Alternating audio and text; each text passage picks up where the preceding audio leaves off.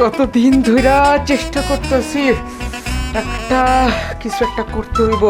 ম্যাডামের লাগে আমার যে কি মজা লাগতেছে আমার তো বাসায় নেই। আজকে যা করার সব করলাম আজকে।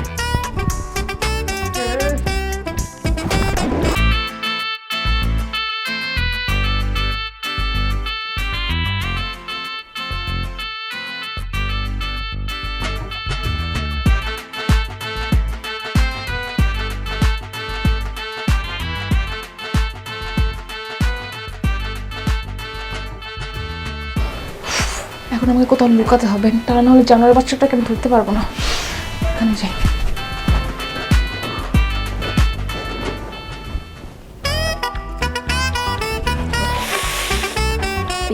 কতদিন ধরে চেষ্টা করতেছি কিছু একটা করতে হইব। ম্যাডামের লাগে আমার যে কি মজা লাগতেছে আমার তো বাসায় নেই। আজকে যা করার সব করলাম আজকে।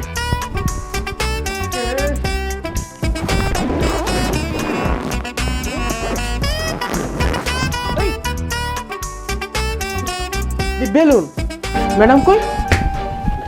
ম্যাডাম কই? স্যার আপনি স্যার ভুল করতেছেন স্যার। স্যার আমি একটা কথা বলি, আমার কথাটা শুনেন। তোর কথা আমি কি শুনবো? বল কি শুনবো? স্যার আমি একটা কথা বলি, আমার না আগে সন্দেহ ছিল যে ম্যাডাম মনে হয় কারোর সাথে আপনাকে রেখে পরকীয়া করতে। এই দেখেন ম্যাডাম নাই, ম্যাডামের চরিত্র খারাপ। তুই কি বললি? তোর মতন একটা সামান্য চাকর আমাকে ক্যারেক্টারের সার্টিফিকেট দিবি? হ্যাঁ, তুই নিজে কি ভাবিস? তোর মতন চাকরকে যে বাসায় এতদিন জায়গা দিয়েছি এটাই অনেক।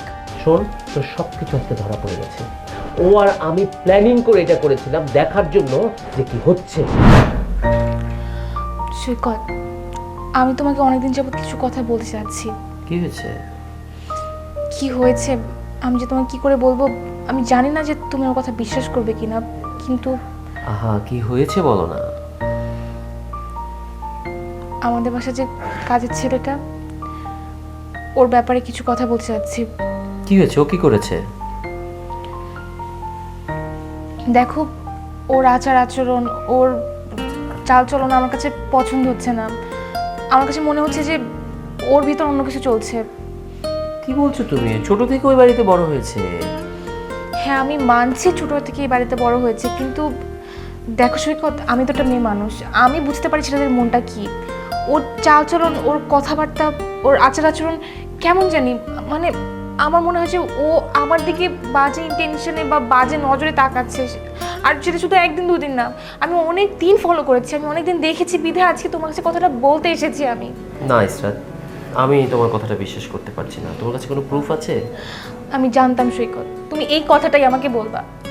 আমি তো মেয়ে, আমি সাফার করছি। হ্যাঁ, প্রুফ চেয়েছো না? আমি তোমাকে আজকে একটা প্রুফ দিতে চাই। আর সেটা হচ্ছে আজ রাত 12টায় তুমি ঠিক 12টার দিকে আমার রুমে আসবে। রুমে আসলেই তুমি নিজেই তোমার সব প্রুফ পেয়ে যাবে।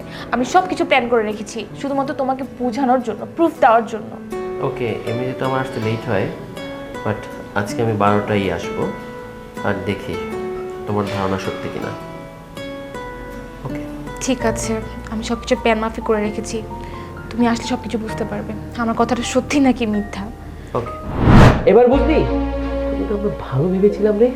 ওকে আমরা ট্রাস্ট করে বাড়ির সব কিছু ছেড়ে দিয়েছিলাম, আর ও কিনা তুই কিভাবে পারলি তুই আমার দিকে নজর দিতে, যে কিনা আমি তোকে এত স্নেহ করতাম, এত মায়া করতাম, আর তুই তোর মতন একটা চরিত্রহীন ছেলে তুই আমার দিকে নজর দিস। হ্যাঁ, আমার দিকে তোর চোখ আমি তুলে ফেলবো। তোর ম্যাডাম মানে আমার ওয়াইফ, তোর মায়ের সমান।